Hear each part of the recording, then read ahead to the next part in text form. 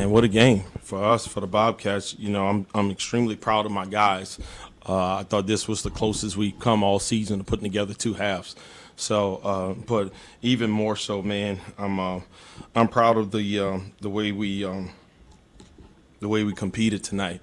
Last year, we had a very unfortunate situation happen at their place where on a practice night, Dylan Dawson goes up for a rebound and his shoulder gets pulled out of place, and we were unable to practice because our trainer had to take him to the emergency room. So, and it showed. Credit to those guys. They were super excited and ready to play on their home floor, and they beat us pretty bad, and we remembered that. So. I want to just thank my guys for, even though most of them were not here, but to embracing the fact that I'm here now and I'm a part of that. So they want to come out and put on a statement game defensively, and I thought that the guys did that.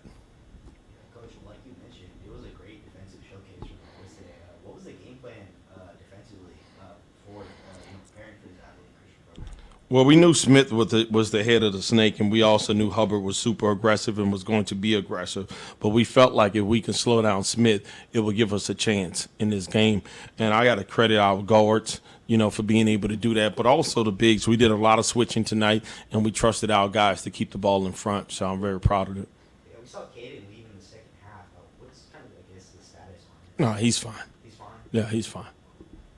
Coach, congratulations on yet another dominant performance.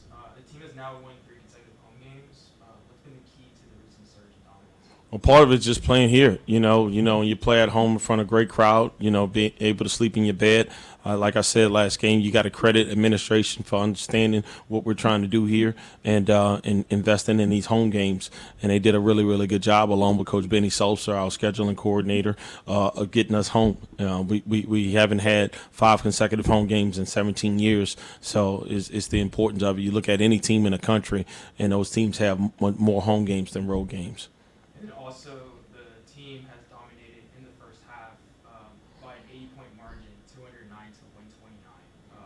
What do you think is the reason why the team is so dominant in the first half? Yeah, I think these guys are eager and ready to play. They love to compete, and certainly that was. They displayed that today. So we've been able to get off to good starts. I've been part of teams that haven't been able to get off to good starts, but I've been a part of teams that have been able to end strong. I'm not exactly sure. We're still learning about this group right here, but I'll take it for sure. We saw Purnell come up big in the second half. How much comfort does it bring you to know that you have contributors coming off the bench?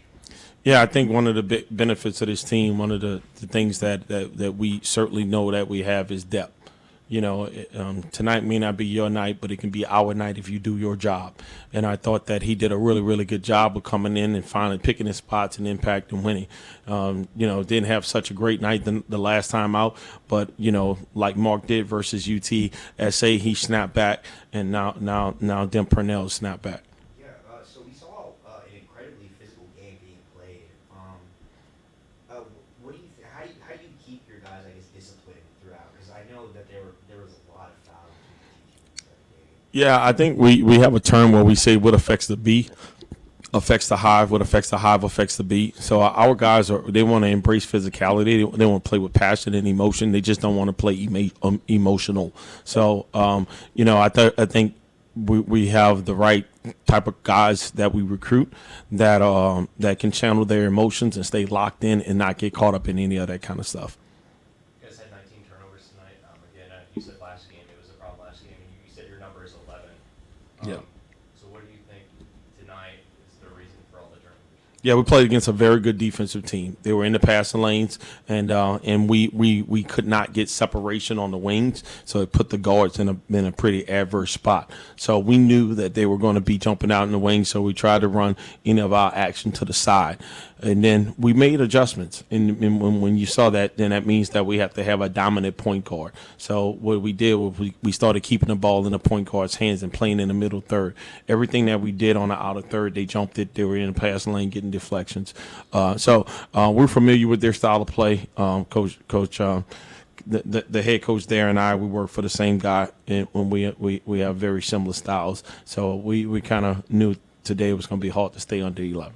You guys also played an amazing second half today. What do you think, as the season kind of went on, you struggled in the second Yeah, I think just constant reminders. We did a film study and we broke down some of the details that led to us having weaker second halves than starts. And I thought that the guys did a really good job of storing that and processing that and applying it.